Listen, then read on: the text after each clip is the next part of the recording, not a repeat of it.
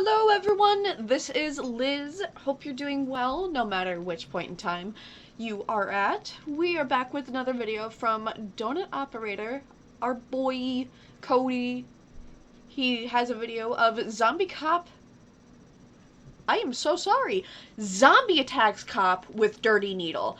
I would like to see Zombie Cop though as a movie, a comic, something like that. Be pretty sweet.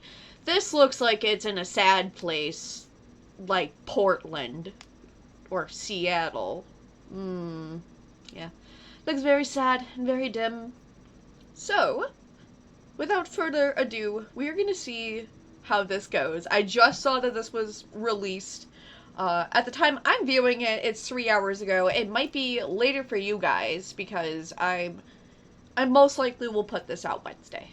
And if you are seeing this on Wednesday, hello, it is Wednesday, my dudes. Let's get into this. You're under arrest. Don't run. Don't. Nope. Nope. Do not run. Drop the needle. Get off me. Hi everyone, Donut here. Today we're jumping into two absolutely crazy stories from opposite sides of the country. First, his beard almost looks like my husband's, except his is like, still? But yeah, he's getting there. we have an officer out of Burlington, Vermont, who gets into a full-on brawl with a guy who is armed Okay, Vermont, where nothing happens. with a needle and a bad attitude. Hey, everybody out! Oh, and that's right, we got a Florida man story today. This one takes place in Palm Coast, Florida. A deputy had to make a split-second decision when a fleeing felon pulled a gun on him. And let's just say that his patrol car played a starring role in the takedown. You know, sometimes you just got to give him a little boop. So stick around and see if you can lose some more faith in humanity. But first, a word from our sponsor. This video is sponsored by Delete Me. Did you know that your personal information is probably online because some dirty little turd data brokers took it and sold it? A data broker is basically someone or a computer that finds your information and then sells it to companies, and that's why you get a bunch of spam emails and other crap. We don't want that happening. That's where Delete Me comes in. With your information out there, you could be doxxed, harassed, or even swatted like I've been 5 times. That's why I'm currently using Delete Me to get all my information off the internet. I ain't about to be swatted a 6th time. Not only can Delete Me help you not be swatted like me, they can take the risk away of identity theft and being a target of phishing scams. Basically, the way it works, Delete Me experts find and remove your personal information. Not only that, but they remove your personal info regularly all year long. Save yourself a massive headache by going to joindeleteme.com/donut. If you do that, you'll get 20% off. That's joindeleteme.com/donut. Don't get swatted. First, we're going to get into 4 wheels versus 2 wheels type of situation. January 4th, 2024, Palm Beach, Florida. At around midnight, a deputy was patrolling Palm Coast when he saw a guy standing beside a bike. Nothing seemed very unusual. The deputy just wanted to walk up to him and say, "Hey, what's up, man? How's it going?" I don't think the guy liked that. What's up, man? Stop. Oh! The man, however, had other plans. Stop right there.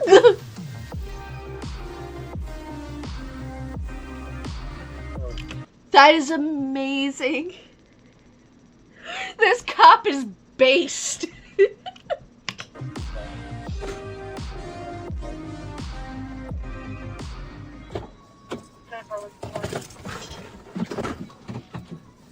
He's fleeing. He grabbed the bike and then took off, pedaling away as if he was Crack Armstrong. Like Lance Armstrong. The deputy tries a traffic stop, yes, on a bicycle. It is still a vehicle. The suspect slows down like he is going to comply, only to take off down the street. Now here's where things get Florida. As the deputy turns onto Westminster, he notices the guy pull a 9mm pistol out of his waistband. And after that happens, there's really only one way for this to go.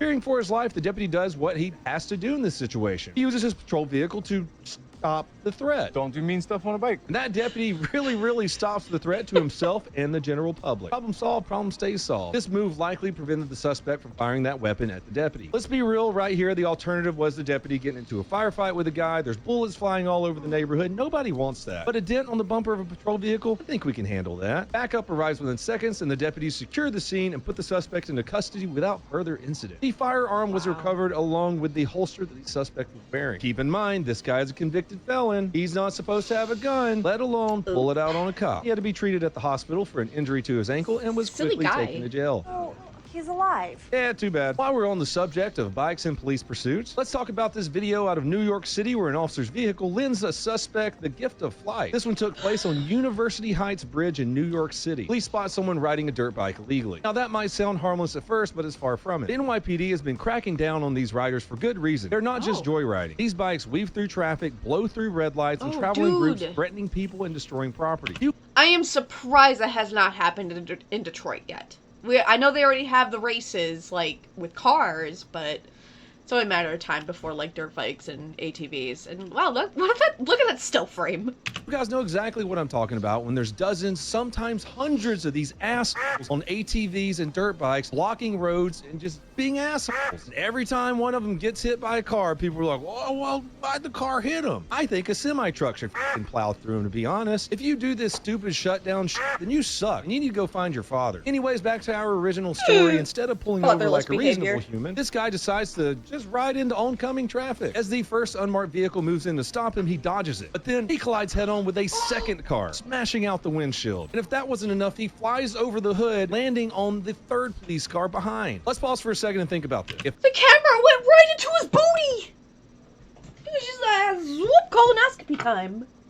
the cops tell you to stop, just stop. That's your best move. Just stop. I don't know how many times I've said this in my 1,000+ videos. Even if you think the cops are wrong, let them arrest you illegally. Take it to court, then walk your happy ass down to the bank with your settlement. Don't run from the police or fight them. Stop. That would be smart, but no. It's no surprise that some people act like they're in a Grand Theft Auto, sir. Just treating a police pursuit like it's another side quest. And honestly, I mean, who can kind of blame them when it comes down to what's doled out as punishment? District Attorney Alvin Bragg makes it easier to get out of jail in real life than it is in a Grand Theft Auto server. It's almost like he's encouraging them to hit the gas or not stand up for people on a subway. It might look here like the suspect survived because he's moving around a little bit, but he passed away. The family has since filed a lawsuit claiming that the officers were reckless. Sure, because swerving through traffic and not listening to officer commands wasn't reckless. Not to mention that, just room temp IQ things.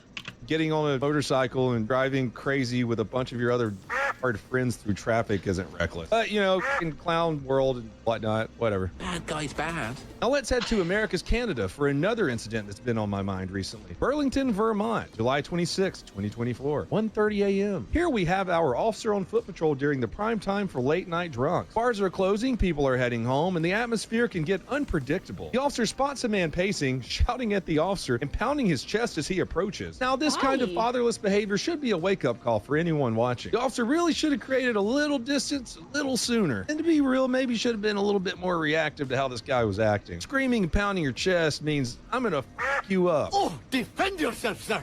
But he kind of doesn't. Things are about to escalate pretty quickly. Dude! Right after the I'm sorry, what is that bag?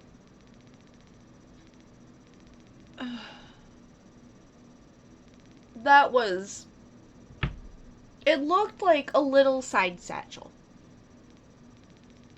But a Michael Kors one. Like, Michael Kors style. The officer calmly asks, "Are you okay?" And instead of responding, the guy charges the officer and lands a full force punch right in the face. Stop doing full force! Clearly stunning the officer from this unexpected attack. It was kind of expected. Self-defense situation. Unfortunately, that was a clean hit on that officer. Now, the officer needs to regain control of the situation while at the same time making sure he doesn't lose his head. More units at Church of Maine. Bro!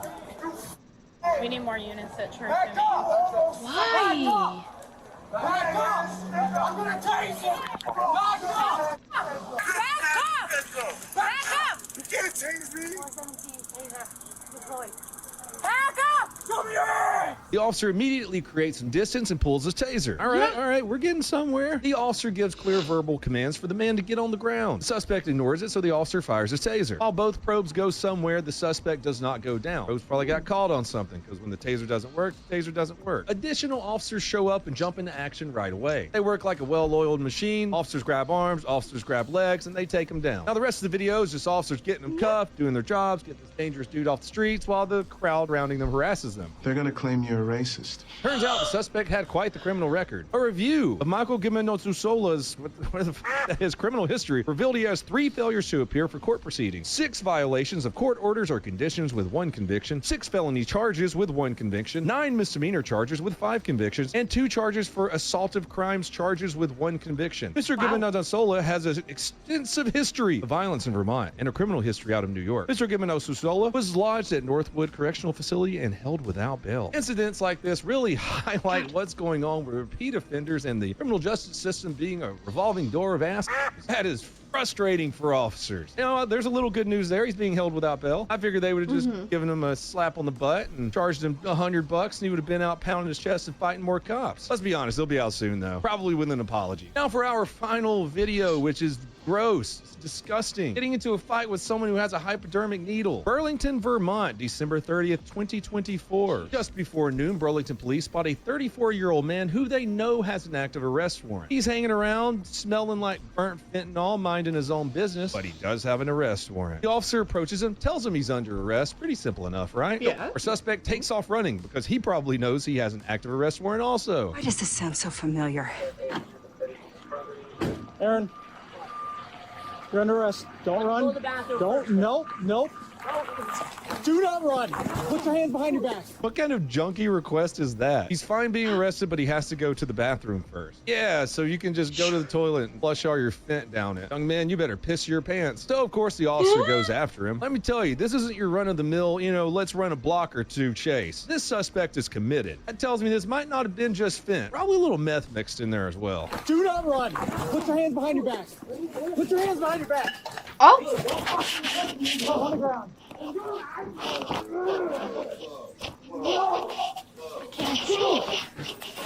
hands behind your back.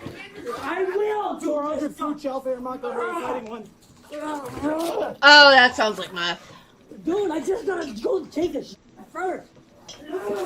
Oh, that's it. The suspect just wants to take a shit first. I'll be honest, I've never had such a doo-doo emergency that I just had to fight a cop first. Hopefully I never will. Who knows? Burlington's fucking weird. It's almost like the Portland of the East Coast. Maybe this guy's freebasing Taco Bell burrito meat. Either way, the officer's not letting this guy go, and because of this, the situation escalates. Put your hands behind your back. Dude, stop! Do this. Okay. Put your hands behind your back. Stop, bro! Dude! Do not reach for anything. Do not reach. And there we see him reaching for what could be anything. Your first thought goes to a gun, a knife, something like that. Turns out it was probably one of the worst things. Do not reach. AIDS. Do not reach. Drop it. Drop Oh, it. he's so gross. Let go of it! Drop it. Let go! No. Ah. A needle. Yep, a needle. And he starts trying. He's a dragon. Trying to stab the officer with it. I don't need to tell you how dangerous and gross this is. It's not just a weapon, it's a possible life sentence to a completely miserable rest of your life. Getting poked f***ing sucks. That's why when you arrest someone, you got to go through their pockets or their purse. You say, hey, is there anything in here that's going to poke or stab me? Dude, if you get poked, I never did, some of my friends did. You got to go to the hospital for like 6 months, get tested all the time. Can't give your baloney pony to your significant other. It sucks. Anyways, the officer's wrestling with him, trying to get control of the situation, all while avoiding getting poked. Just one little poke with that needle. Nobody wants AIDS or hepatitis. Ah. Drop the needle. Drop it now. Get off my arms! Drop the needle. Get off me!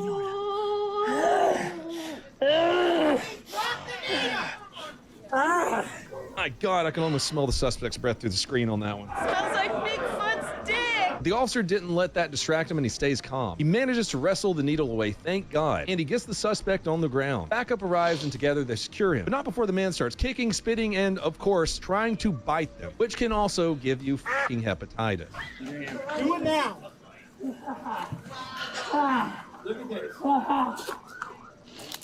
Bro, you don't have to be like that. Just pick me up and I'll go quietly. Just pick me the fuck up, dude. Come here, you. Eventually, they're able to get him into the car and on the way to jail, but not without a lot of effort from a guy who has to take a shit. So what's our little needle ninja facing now? A whole long list of charges. Aggravated assault, resisting arrest, assaulting a law enforcement officer, disorderly conduct. Oh, that wasn't that bad. He's still gonna go to jail for a while. Maybe. We'll see. Honestly, it feels like he's getting off pretty easy, considering he put an officer in a position to catch a lifelong disease. And on the way to jail, the guy probably did eventually shit his pants. Officer now has to deal with that smell in his car for the next week. That's chemical biological warfare. Attempted murder. I would rather die. Let me know what you think in the comments below. Was I too offensive today? Maybe not offensive enough. Are British police going to come arrest me for my memes on Twitter? How would you have handled the situations today? Should people who try to stab you with a dirty needle be given higher sentences? You stay safe out there, folks. Try not to get stabbed with a dirty needle or ride your dirt bike with your other asshole friends into a fucking moving car. If you want to help support the channel, go over to pepperbox.tv where you can watch this video uncensored. Go over to donutoperator.com where you can get some super sweet merch. See all my links. Follow me on every other social media platform. And until next time, everyone, please have a fantastic day. Yes, like Donut said, hope you guys all have a fantastic day. That was a time. I didn't realize it was going to be like different mini stories in one. Wow. People, I'm even trying to think of words to describe that, but I think people just flat out does an okay job. That was quite entertaining. I found another video that I would like to react to next, so thank you guys again for staying. It really means a lot for any sort of interaction, views, comments. Thank you. And if you haven't already, go ahead and give Donut Operator a subscribe as well, and if you find that his video with this, give it a like, for sure. Take care, everyone. He said stay safe. Love you guys.